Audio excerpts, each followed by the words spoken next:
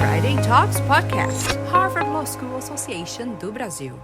Olá, sejam bem-vindos a mais um episódio do nosso podcast. Eu sou Ana Paula Martinez, estou aqui com o meu parceiro de podcast, Chico Musnick. Oi, Chico. Oi, pessoal, como é que estamos? Aqui temos um presente de grande importância, que é a presença do ministro Ricardo Vilas Boas Coelho. Obrigado. Bem-vindo, ministro. Bom dia, uma alegria estar aqui. Bom dia. Bom, o ministro já permitiu que a gente chamasse ele de você, porque ele já falou que o senhor está no céu.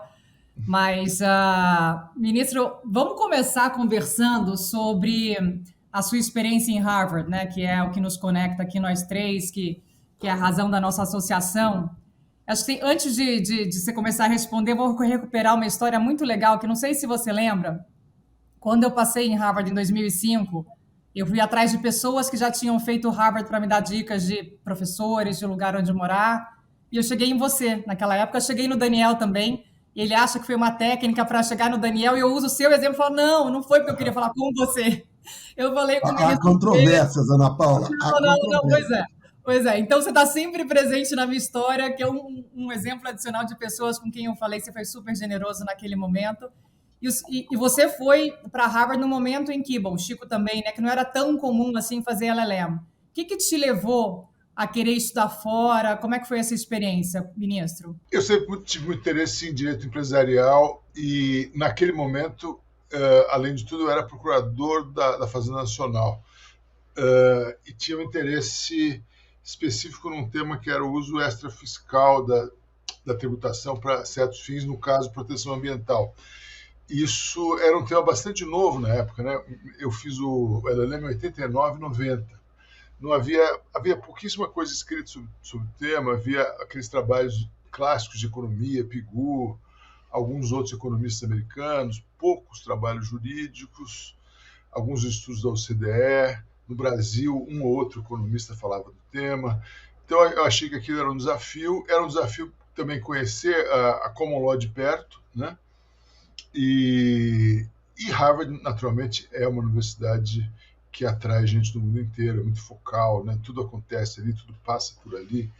Então, obviamente, o fato de ter sido aceito para o programa foi muito, muito bom, muito enriquecedor. Foi um ano fantástico. A gente, olhando para trás, nem consegue entender como conseguia fazer tanta coisa em um ano, né? E o senhor fez o programa do ITP, né, que era um joint program. O ITP era um programa tradicional que tinha décadas ali e que hoje já não está mais em Harvard, né? Está em outra universidade, mas que na época atraía, era o ITP LLM, né? Um programa conjunto, e o ITP então tinha a vantagem de te dar um enraizamento maior. Você tinha um núcleo de matérias obrigatórias em economia, em direito, né? E essa interdisciplinaridade também era muito nova, né, para nós no Brasil, que temos uma formação muito dogmática, né, no direito, fundada em comentários de leis, em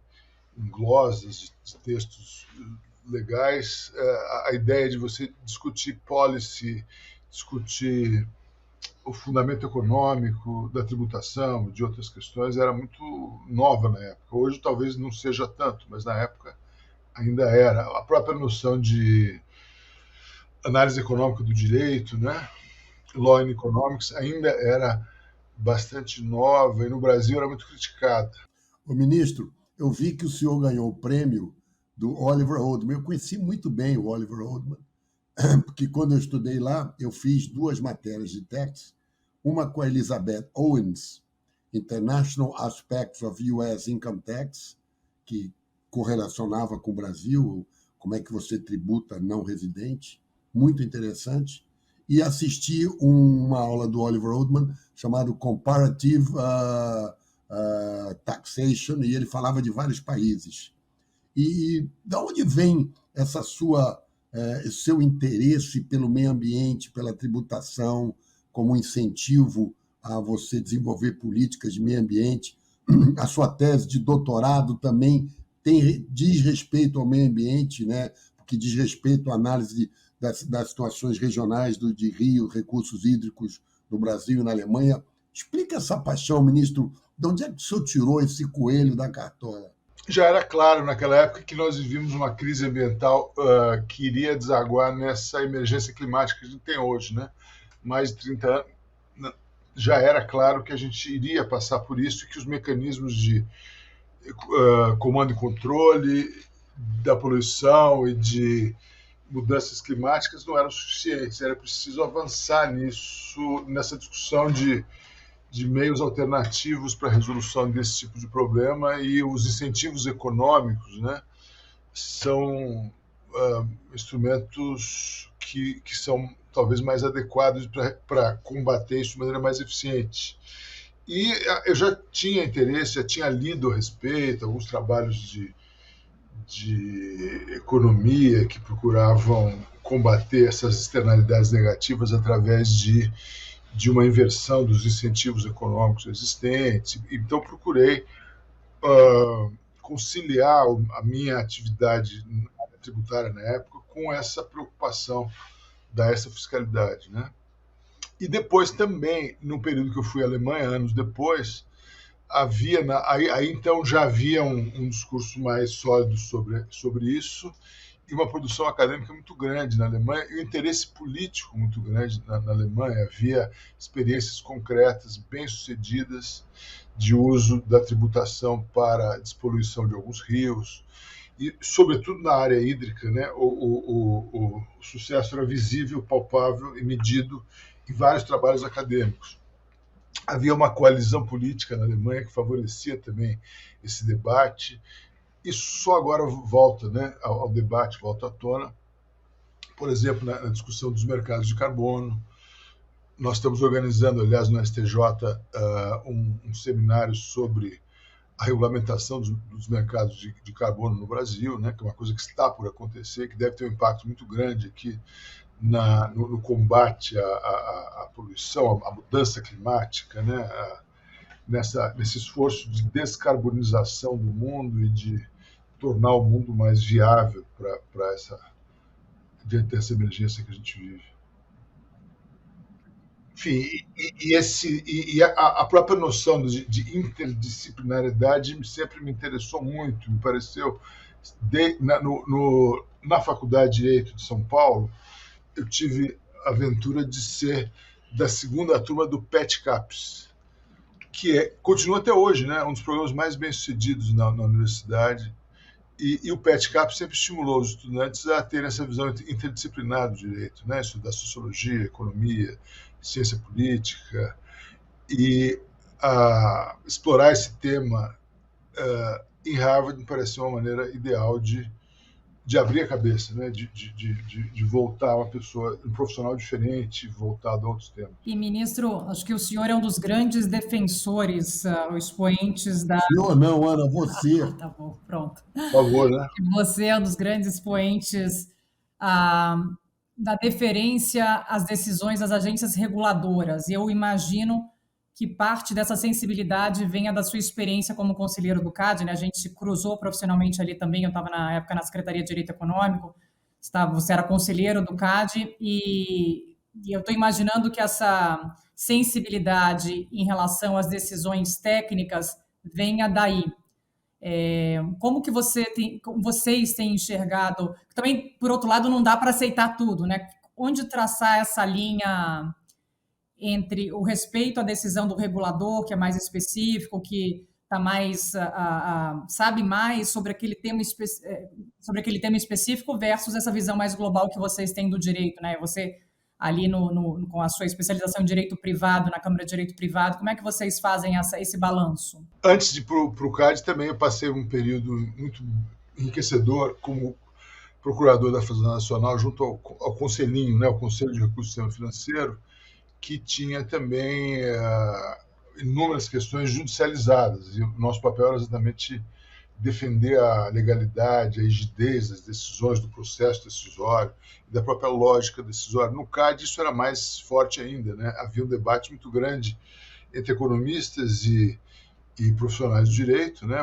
O colegiado do CAD muitas vezes tinha uma predominância ora de economistas, ora de juristas, e, curiosamente, os economistas muitas vezes eram até mais formalistas do que os juristas, em certos momentos. De todo modo, esse debate que leva à formação da decisão de uma agência, a gente acaba percebendo por dentro que não pode ser objeto de uma análise superficial por parte do judiciário, né? O judiciário tem que exercer uma autocontenção e se ater ao controle externo de legalidade. É óbvio que há zonas cinzentas, sim, em alguns casos, entre o que a lei diz e o que o regulador implementa, como ele regulamenta a lei. Então, em alguns casos, a gente é obrigado a avançar um pouco para definir quais são realmente as finalidades previstas em lei, se aquilo está sendo observado na regulação. Mas, de modo geral, acho que a ideia de autocontenção, de deferência, ela tem vicejado no judiciário. No STJ, a gente nota muito isso em relação, por exemplo, à área de seguros, de previdência complementar, de planos de saúde, né? Se há 20 anos havia talvez uma incompreensão do papel das agências, dos reguladores e da norma regulamentar, acho que hoje, cada vez mais claro que esse espaço de discricionariedade técnica que essas agências têm tem que ser respeitado. E o controle da legalidade tem que ser um controle muito cuidadoso, né? Tem que passar por várias... Para que se invada o espaço decisório da agência, é preciso ter muito critério. Ministro, eu vi que o senhor trabalhou na iniciativa privada, no escritório Aldo Raia, de 87 a 88, e depois no seu escritório Rodrigues Alves de Vilas Boas Cueva, de 2009 a 2011.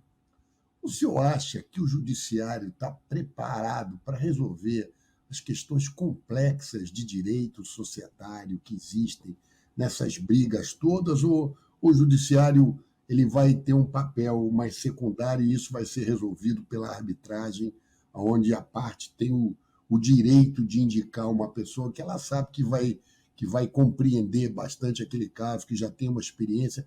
Como é que o senhor vê esse balanço entre a arbitragem, o poder judiciário? E às vezes acho que as pessoas acham que o judiciário está de birra com a arbitragem. O senhor pode comentar sobre esse assunto? Na verdade, eu me formei em 1984, fui aluno do professor Guido Soares na USP, e na época...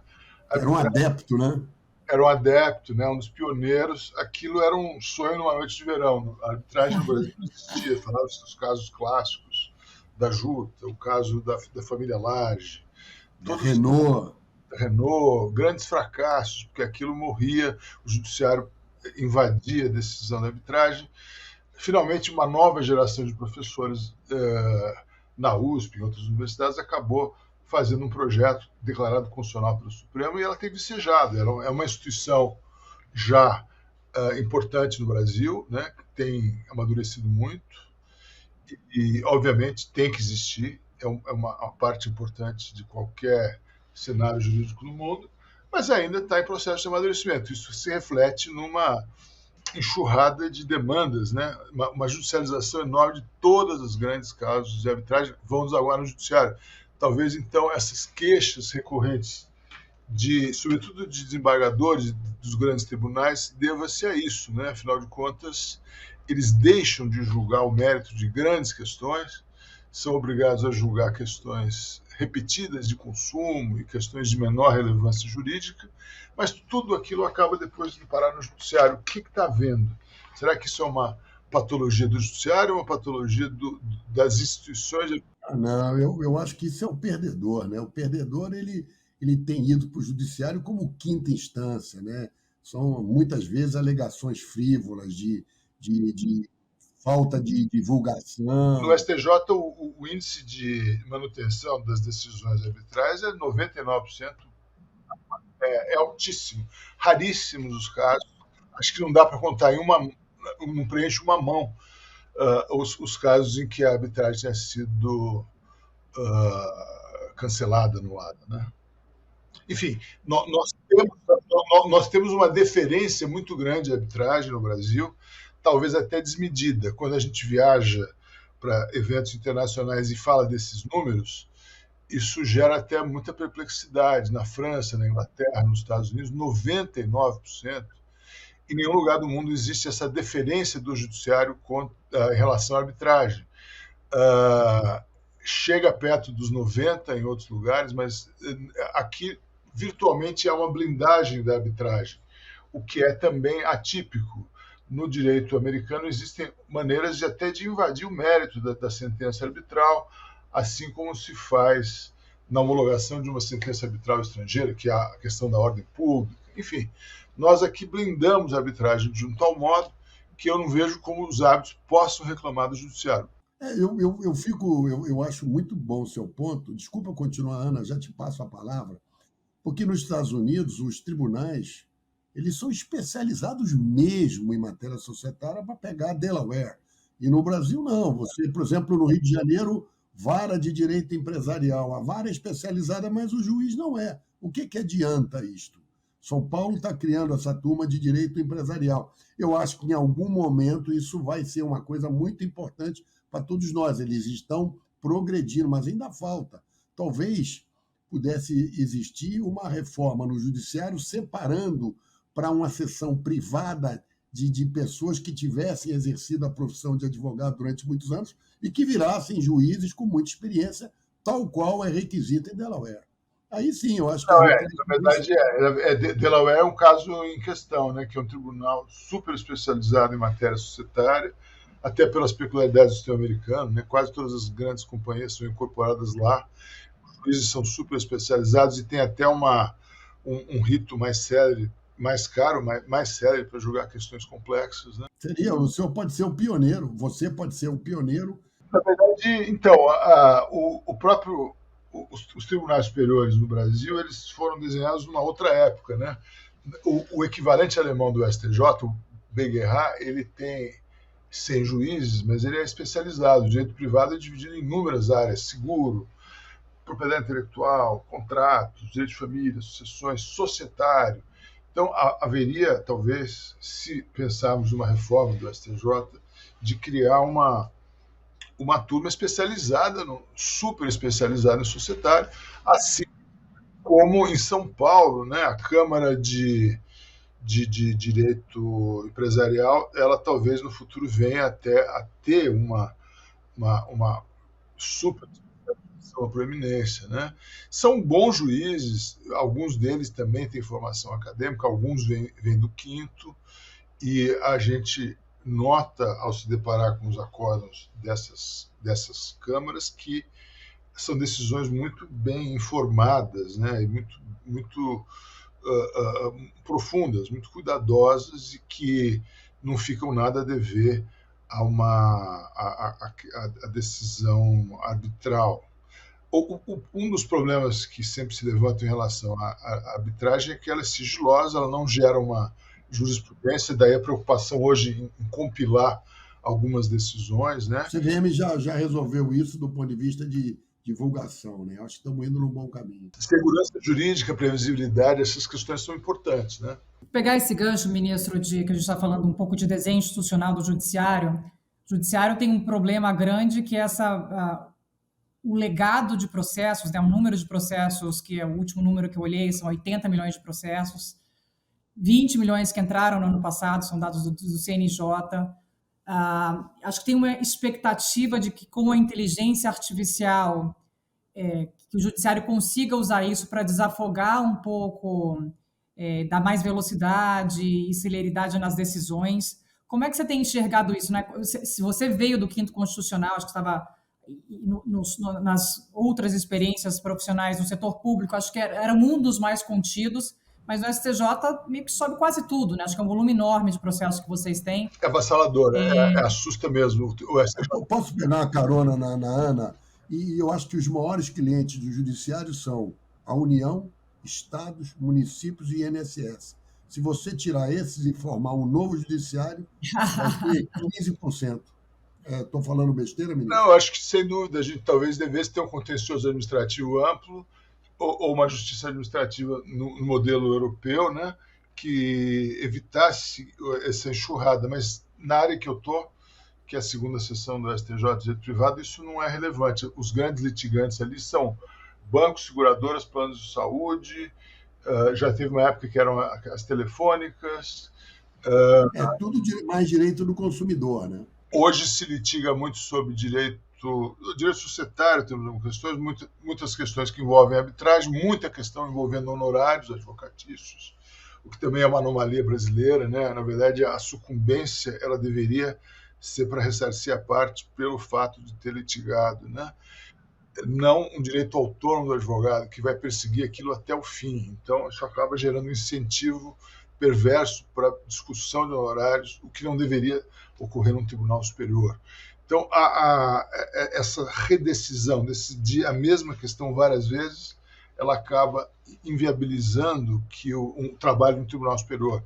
O tribunal foi criado em 89, depois da Constituição, 89 começou, com 6 mil processos, hoje são 600 mil processos por ano. O gráfico é assim, uma curva crescente, e todas as reformas processuais, elas falharam, né? Quer dizer, tivemos reformas processuais inúmeras, um novo código, precedentes vinculantes, nada disso tem feito resultado. Foi aprovada a emenda 125 da relevância, um ano já passou, mais de um ano, e até agora não há uma lei que discipline a relevância no STJ.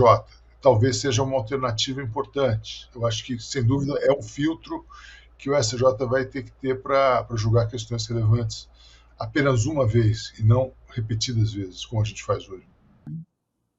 E essa expectativa, ministro, da inteligência artificial, eu vi a intervenção do presidente Barroso como responsável pelo CNJ, né, falando que pediu para Google, Facebook e Amazon para eles desenvolverem 3 funcionalidades, um ChatGPT que tenha como matéria-prima só as decisões do judiciário, porque a base hoje do ChatGPT é muito contaminada, né? E tem as alucinações, não sei se vocês viram um caso recente na justiça americana, que um advogado, se não me engano, num caso envolvendo companhias aéreas representando um consumidor, ele pediu para o ChatGPT fazer uma petição, o ChatGPT fez e criou 6 casos de jurisprudência que não existiam. E o juiz, quando leu, falou, peraí, isso aqui está meio estranho. E foi procurar e aquele caso não existia. Ele foi punido pelo Tribunal de Ética. No Brasil também, a semana passada, um juiz do Tribunal Regional Federal da Primeira Região usou o ChatGPT para produzir uma decisão e aquilo também continha erros. Não vi. O corregedor do tribunal, então, baixou uma norma, uma decisão, no caso também, valendo-se de uma resolução 332 de 2020 do CNJ, que já contém diretrizes éticas para o uso da inteligência artificial, que exigem transparência, auditabilidade e homologação do sistema que for usado, se for usado, né? Até porque você não garante confidencialidade, né? Que essa é uma preocupação que a gente tem no uso interno. Até a emergência do ChatGPT, a inteligência artificial era vista de maneira benigna e como uma coisa muito distante, né? As pessoas não acreditavam que ela fosse tão rapidamente ter uma relevância imediata, mas ela passou a ter, de um ano para cá, passou a ter. Isso eu vi de perto no trabalho da comissão que eu presidi no Senado de regulação da inteligência artificial. Começamos em abril de 2022 com descrédito e até uma certa derrisão. As pessoas, mas como é que você vai regular uma coisa que sequer existe, que sequer se sabe onde vai?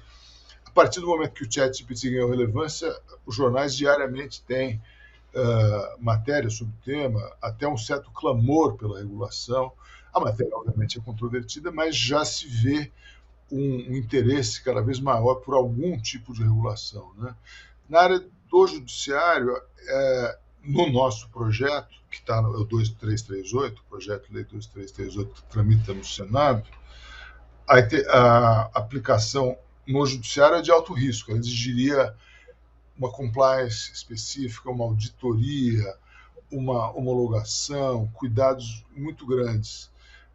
Em se tratando de modelos de grandes linguagens como o ChatGPT, o problema maior é que eles são feitos para gerar resultados plausíveis de acordo com cálculos probabilísticos. Eles não são feitos para fazer juízos de inferência verídicos, né?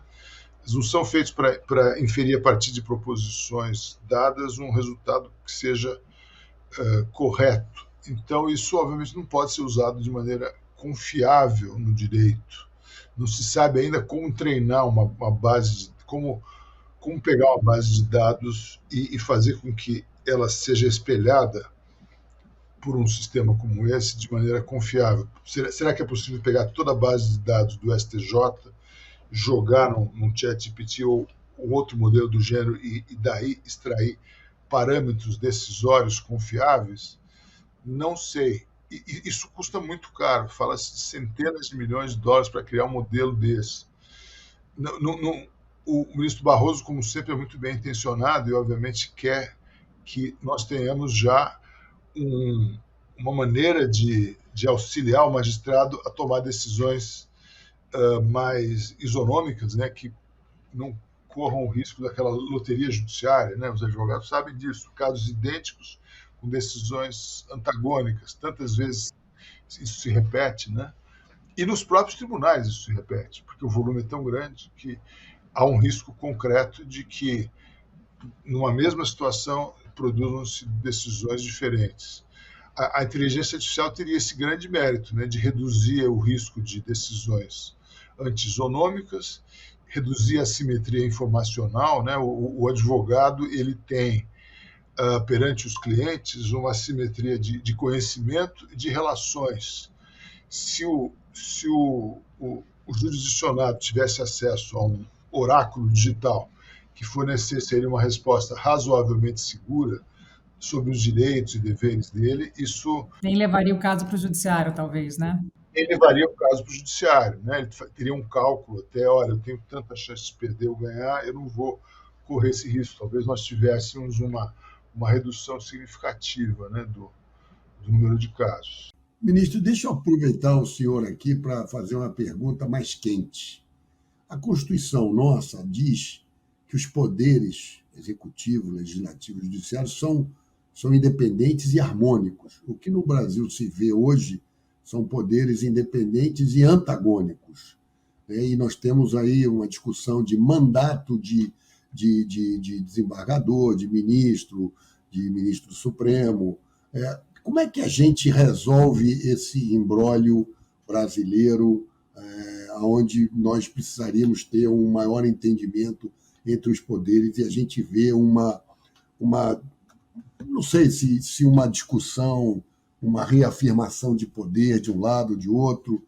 Como é que o senhor pode, aos alunos e aos advogados que estudaram em Harvard, que é objeto da nossa conversa, que conselho o senhor dá a respeito da nossa República diante dessa questão? O senhor, que é uma pessoa tão inteligente, tão preparada, geminiano, inclusive, nascido no dia 28 de maio, né? Dica impossível, até o seu signo ele puxou. Qual que é o seu dia de Eu precisava aniversário? conhecer o ministro, né? Aquário. Eu sou 7 de fevereiro, eu sou aquariano. Nós nos damos muito bem. Gêmeos, Aquário e Libra são signos do ar. Cultura inútil, ministro, mas sempre divertido. Esse debate sobre o ativismo judicial é muito interessante no mundo inteiro, né? Porque o mundo se tornou cada vez mais complexo, o judiciário acabou assumindo um papel relevante na arena política também, ao ser chamado a decidir questões que os parlamentos não querem ou não conseguem decidir. E aí, quando o judiciário decide, ele acaba sendo criticado por isso, pelo fato de exercer o papel que lhe é dado naquela circunstância. Ele não pode se dar o luxo de não decidir, ele é obrigado a decidir, e ao decidir, ele muitas vezes acaba contrariando algum dos lados das demandas, das macro-demandas que lhe são submetidas.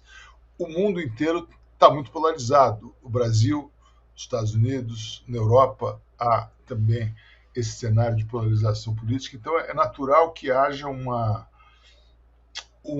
uso de decisão judicial que não favorece uma das partes como uma bandeira, como nós vimos no Brasil recentemente, uma bandeira usada de maneira muito astuta, política, para tentar solapar o papel contra-majoritário que o judiciário tem, né? O judiciário é uma das é um dos pilares centrais do sistema democrático, né?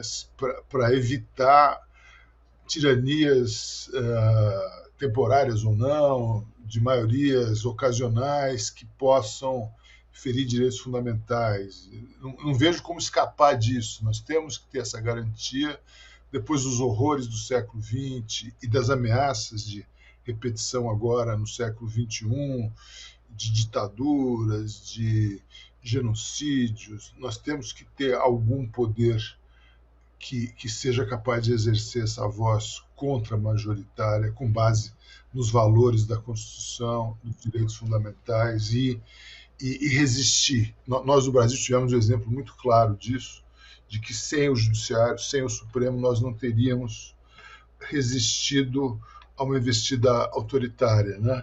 E obviamente, isso, como o Judiciário não é investido de uma legitimidade democrática, no sentido de que os membros não são eleitos, isso vai sempre gerar algum tipo de crítica. Até onde nós vamos sofisticar a accountability do Judiciário para evitar que ele se exponha demais é difícil saber.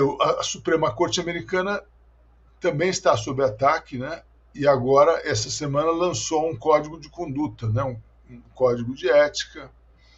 Talvez essas medidas sejam exemplos a ser seguidos. A questão do mandato é controvertida. Na Alemanha existe mandato, né? Em várias cortes constitucionais do mundo existe mandato. Talvez seja uma solução possível para esses dilemas, né? Já que não há uma investidura democrática no sentido de que os magistrados não são eleitos, talvez o mandato possa conter um pouco. Mas são ideias a debater como um desenho institucional e não como respostas a um clamor de um partido ou de outro. A gente está gravando esse podcast virtualmente, né? Acho que isso tem muito a ver com a mudança de padrão de trabalho pós-pandemia, né? A gente passou a usar muito mais essas ferramentas virtuais, e isso me leva aos julgamentos virtuais que se tornaram regra, né, no STJ, STF, que têm sido um pouco questionados pelos advogados. Tem aquela questão das sustentações orais, pode, não pode, sempre dá debate. Voltando ao tema anterior também, que são 600 mil processos por ano, né? Como equilibrar esse direito à defesa contraditório com essas restrições ou não de plenário virtual? Como é que o senhor tem visto isso? Eu sei que esse é um tema polêmico, que... No caso do STJ, nós temos que nos espelhar no Supremo. Os plenários virtuais nossos são bem mais limitados. Eles acabam se prestando ao julgamento dos recursos internos, né, embargos de declaração e agravos internos. Tem sustentação, mas ele não é em tempo real. O advogado só vai saber o resultado ao final daquela semana, e não em tempo real, como acontece no Supremo, né, que é um plenário virtual assíncrono, mas com transparência. Nós não temos... É um plenário virtual assíncrono, mas não é transparente. Você não sabe o voto do relator e, ao longo da semana, como tem votado os integrantes daquele órgão colegiado, né? Isso acho que deve ser feito em breve no STJ. É compreensível que os advogados se sintam, de alguma maneira, impedidos de exercer a sua atividade de argumentação, porque aquilo parece um pouco distante da experiência que a gente tem de tribunais como órgãos colegiados presenciais, né?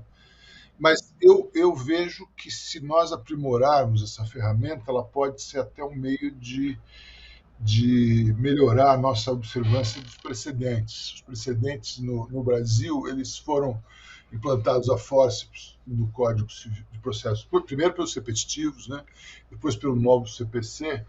É uma vinculatividade de cima para baixo, diferentemente da common law, que é de baixo para cima. E é feita por meio de teses, e não de uma ratio decidendi, da qual se infiram várias possíveis teses. Então, aqui a gente tem sempre que, para cada subtema que nasce de um caso, você tem que criar uma nova tese, um novo repetitivo. Isso torna muito difícil. Nós já temos mais de 1.000 teses repetitivos no STJ. Isso não significa que tenha diminuído o volume, ao contrário, parece que aumenta o volume. No plenário, uma das grandes dificuldades de fixar uma tese é que o nosso método de deliberação ele é público, feito em público, e ele é seriatim, né? Ele é seriado. Cada um dos ministros vota de maneira própria e aquele resultado final nem sempre conduz a uma ratio decidendi, a uma motivação racional única. Muitas vezes você sequer consegue achar um voto médio naquelas deliberações complexas do Supremo. Ao passo que na common law a deliberação é per curiam, né? É uma deliberação conjunta. O Chief Justice lá da Suprema Corte Americana ele designa um relator e, obviamente, se houver ou não casos de dissenso, o juiz dissidente pode apresentar seu voto divergente. Em alguns países da Europa, sequer isso é dado ao magistrado integrante de um colegiado. O voto divergente ele guarda para si. Alguns casos até em um cofre, para se houver alguma responsabilidade civil, ele vai dizer, olha, eu votei assim, não anunciei porque não é permitido. Isso tudo em nome da preservação da unidade da deliberação daquele colegiado, né? E eu acho que um plenário virtual assíncrono, de qualidade, com transparência e com indicação da evolução daquela votação, ele pode contribuir para que a gente tenha um sistema de precedentes mais sólido, né? É uma das esperanças que eu tenho, talvez seja ingênuo da minha parte. Mas eu acho que também que o judiciário, além dessas questões formais de modificações legislativas, ele tem que olhar para um pouco para os incentivos econômicos, né? Quanto maior o IDH no Brasil, mais barato é litigar. Quanto menor o IDH, mais caro litigar. Não há uniformidade nem da linguagem usada para definir o que é custo, despesa e movimento. Muitas vezes litigar no Brasil é uma aposta sem risco. Daí essa expansão tão grande de demandas, né? Há muita litigiosidade predatória, algumas questões que têm que ser tratadas como questões prioritárias. É muito barato litigar no STJ e no Supremo, custa R$200 para interpor um recurso especial, R$400 uma ação rescisória. É preciso rever isso, é preciso rever o benefício da assistência judiciária gratuita, talvez com critérios objetivos, né? Não é possível aceitar que quem esteja litigando sobre um bem de alto valor tenha o benefício, né? Ou que pessoas de classe média alta tenham o benefício. Ou talvez o benefício possa ser concedido para certos atos, mas não para todo o processo. Enfim, tem que se repensar isso. Mas, ministro, tem uma outra coisa que nos preocupa a todos, que é a questão de, por exemplo, planos econômicos. O governo mete a mão no seu bolso, faz um plano econômico, aí lá na frente esse plano é questionado, chega no Supremo e aí vem o governo e diz, olha, se julgarem esse plano contra nós do governo, mesmo que o plano esteja errado, seja inconstitucional, isso vai causar um rombo. Isso não é possível. E é essa percepção hoje que se tem, né, de muitas questões. Por exemplo, o CARF, o voto da qualidade, que voltou a ter com o representante da Fazenda, na verdade, tem sido dito que isso é uma fonte de receitas. Na verdade, a gente está esperando que todos os casos sejam julgados com voto de qualidade a favor do governo. Isso também não é possível. Como é que o governo tem essa influência nos tribunais de modo a garantir que não exista um prejuízo grande ao erário, embora ele lá atrás tenha feito um plano que sabia tinha o risco de ser inconstitucional? Como é que o senhor encara essa questão como um ministro do STJ? Eu tenho a felicidade de não ter que sofrer esse tipo de argumentação, a não ser de algum ente privado que use um argumento ad terrorem, olha, se a decisão for nesse sentido, o setor sofrerá severamente. Eu não lido com o setor público, né? Na Corte Especial, agora sim. Mas esses argumentos ad terrorem, naturalmente, acho que eles têm sido relativizados nos últimos tempos, né? Eles já foram usados com muito mais eficácia no passado. Acho que hoje se percebe que não é razoável exercer esse tipo de pressão sobre os julgadores. A questão do voto de qualidade no CARF ela é delicada, né? Porque tem o próprio desenho institucional do CARF talvez tenha que ser repensado, né? O contencioso administrativo em geral no Brasil, o contencioso administrativo fiscal no Brasil deveria ser mais rápido, mais eficiente, talvez mais profissionalizado, né? Talvez devêssemos ter juízes administrativos imparciais, neutros, mais profissionais, que só exercessem aquela atividade, como em outros países, como na Europa, né? Talvez isso garantisse essa desejada neutralidade, imparcialidade, que é um corolário lógico de qualquer atividade jurisdicional ou semelhante, né? O contencioso administrativo também tem que ter esses predicados, né? Eu acho que isso seria importante, sim.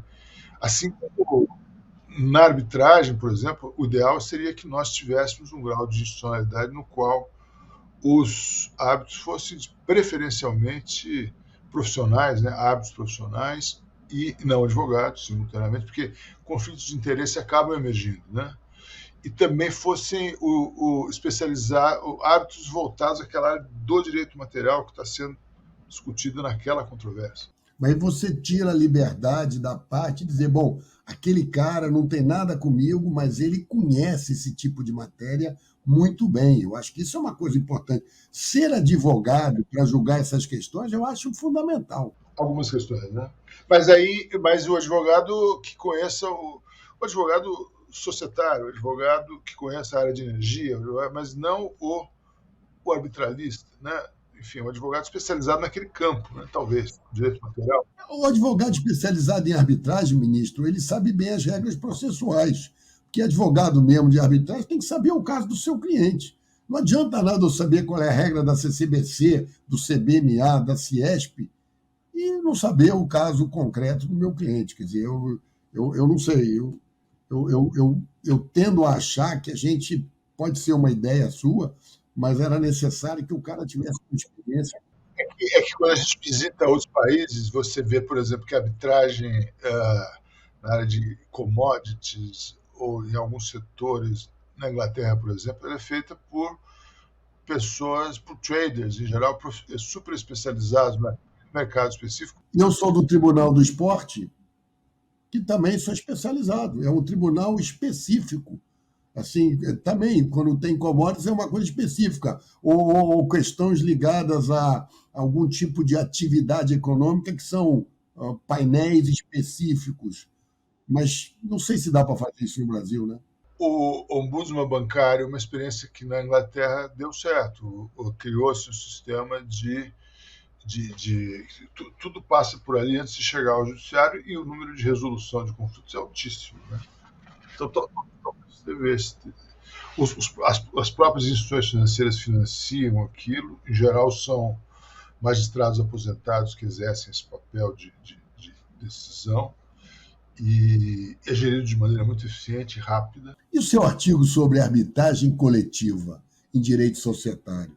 Fala um pouquinho dele. Foi discurso, está no livro. Eu gostei muito. Fizemos um seminário sobre isso, né? Foi editado um livro bacana sobre o tema, que reflete um pouco as perplexidades no Brasil sobre isso, né? E com visões plurais, né? Desde aqueles que defendem que o nosso aparato institucional hoje já é suficiente para lidar com isso, e outros que entendem que não, que é inadequado, que é preciso que haver mais transparência, publicidade e uma proteção efetiva dos minoritários, né? A grande ameaça da arbitragem coletiva societária, da maneira como ela é imposta no Brasil, primeiro, há um monopólio, né, da B3, né, nessa matéria. Os minoritários muitas vezes não sabem o que lhes é destinado, né, porque é tudo confidencial. Os investidores tampouco, né? É preciso aprimorar o mecanismo, mas ele pode ser muito importante para garantir exatamente que os minoritários tenham os seus direitos respeitados, desde que haja alguns cuidados, né? Porque ele é de certa maneira, é uma jabuticaba, né? No Brasil, ele cresceu de um modo que é diferente do que se vê no resto do mundo. Ministro, a gente está caminhando aqui para o final. Tem acho que uma última pergunta, não sei se depois o Chico tem mais uma. A conversa está super gostosa, mas a gente sabe que sua agenda é concorrida. Teve a decisão recente da Suprema Corte Americana em relação aos processos de ingresso nas 3 universidades americanas, né, Harvard uma delas, sobre se poderia ter cotas ou não. Foi uma decisão controversa, por maioria. Invocou-se a Equal Protection Clause para dizer que não dá para ser uma cota. Você pode levar em consideração no application como um todo a história de vida daquele candidato, mas você não pode pré-estabelecer que Harvard vai aceitar, por exemplo, X brancos e X negros, né? E a gente tem uma expectativa nos Estados Unidos de que isso tenha repercussões, inclusive para o mercado de trabalho, né? Que nos últimos anos teve muito essa pressão de fazer processos seletivos para as minorias. E a gente tem essa discussão no Brasil, inclusive com regras do CNJ, com notas de corte, se eu bem entendi, para a primeira fase, diferentes para pessoas pretas e não pretas, né, que não se declaram pretas. E claro que tem no direito, a gente tem vários problemas em relação a, entre aspas, minorias, né, porque as mulheres não são minorias no direito, até mais do que 50% na maioria dos cursos, o registro do AB, mas à medida que você vai subindo, a representatividade das mulheres cai, 18% entre os ministros do STJ, o mesmo percentual no STF, e a situação é ainda mais sensível para os pretos, né, que é mais ou menos 10%, se eu entendo bem, da magistratura. Enfim, uma grande introdução para te perguntar como navegar nesse mundo, quais são as expectativas. O senhor acha que essa questão das cotas é permanente? A própria lei de cotas tem uma duração de 10 anos, acabou de ser, entre aspas, renovada pelo presidente Lula, acho que na semana passada. Como o senhor enxerga isso daqui a 10 anos, por exemplo? Você acha que a tendência é não existir mais cotas porque a gente leva o playing field e a partir de um momento não precisa mais? Como saber que hora parar, né?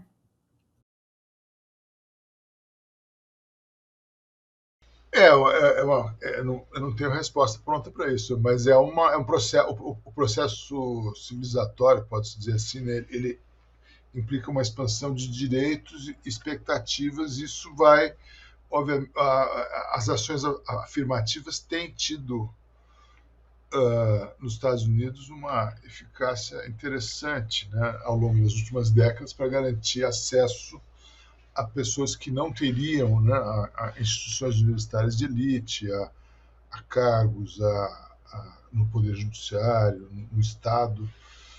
No Brasil, nós estamos ainda muito atrasados em relação a isso. A experiência com as cotas nas universidades, ela reflete um pouco uma experiência de maior acesso. Acho que a tendência é que as pessoas que entram pela cota tendem a convergir no resultado no médio e longo prazo, mas, obviamente, há um clamor daqueles que se sentem preteridos no sistema de cotas, né? Talvez a maneira mais adequada seja de garantir não propriamente cotas, mas uma preferência, né, em igualdade de condições. Aquele que vier de uma origem desfavorecida, ele terá preferência.